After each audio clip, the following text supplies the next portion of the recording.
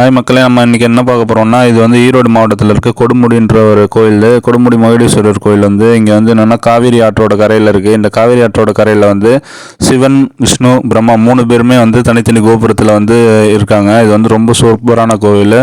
மக்கள் வந்து என்னென்னா இங்கே வந்து ஒரு பரிகார ஸ்தலமாக வந்து இதை வந்து பார்க்குறாங்க.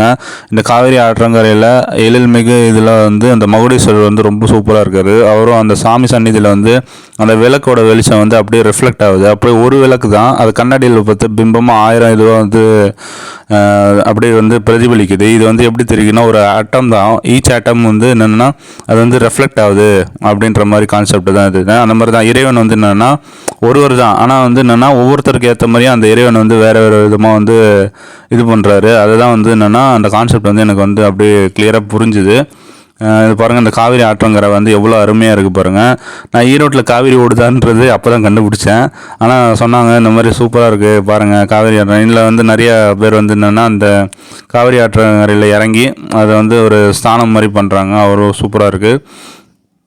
மூர்த்திகளை வந்து ஒரே இடத்துல வந்து கோவில் கொண்டு இருக்கிறது வந்து ஒரு மிக அரிதான சிறப்பான விஷயம். அது இல்லாமல் வந்து என்னென்னா, இந்த கொடுமுடியும் வந்து என்ன வரலாறுனா, ஆதிசேஷனும் வந்து வாயும் வந்து என்னென்னா திடீர்னு வந்து போர் புரியுறாங்க. போர் புரியும்போது அவங்க மேருமலையை தூக்கி அடிக்கும்போது அதில் வந்து ஒரு வைரம் மாதிரி ஒரு துண்டு வந்து விழுந்தது. அதுதான் இந்த கொடுமுடின்ற ஊரை சிவஸ்தலமானது, அந்த லிங்கமானதுன்றது வந்து வரலாறு பார்த்துக்கோங்க. இதான் வந்து மூலவரோட சந்நிதி.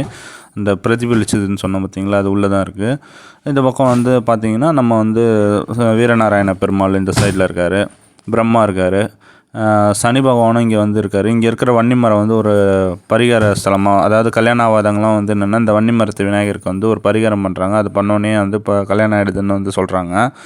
அது இல்லாமல் வந்து என்னென்னா இந்த வடிவுடை நாயகி அம்மன் சன்னதியும் அவ்வளோ அருமையாக இருக்குது. இங்கே வந்து என்னென்னா அகத்தியருக்கு வந்து மனக்கோலத்தில் பெருமாள் சன்னதி வந்து அந்த வியாக்கிரபாத கணபதி மனக்கோல சூப்பராக இருக்கார்.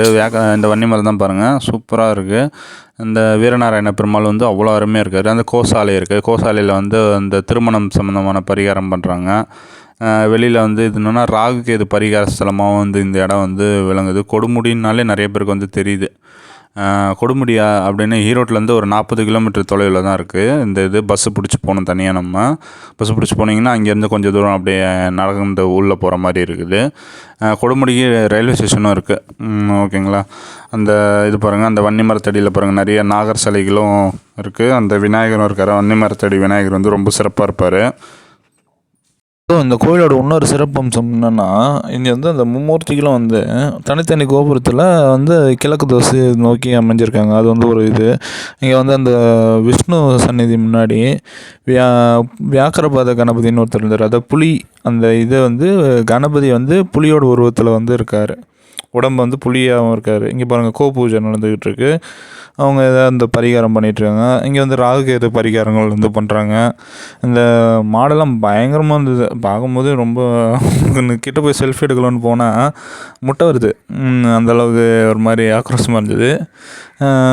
பாருங்கள் ரொம்ப சூப்பரான இருந்தது. இங்கே இந்த சனி பகவானும் ரொம்ப தனித்துவமாக இருந்தார். அந்த எள் முட்டை வாங்கிட்டு வந்து அது அவர் முன்னாடி ஒரு ஓமகுண்டம் மாதிரி இருந்தது, அதில் போட்டாங்க.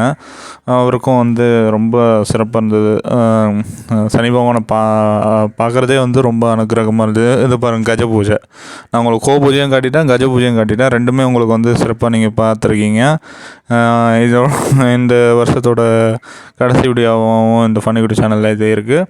மறக்காம நம்ம சேனலில் வந்து சப்ஸ்கிரைப் பண்ணுங்கள். ஓகேவா.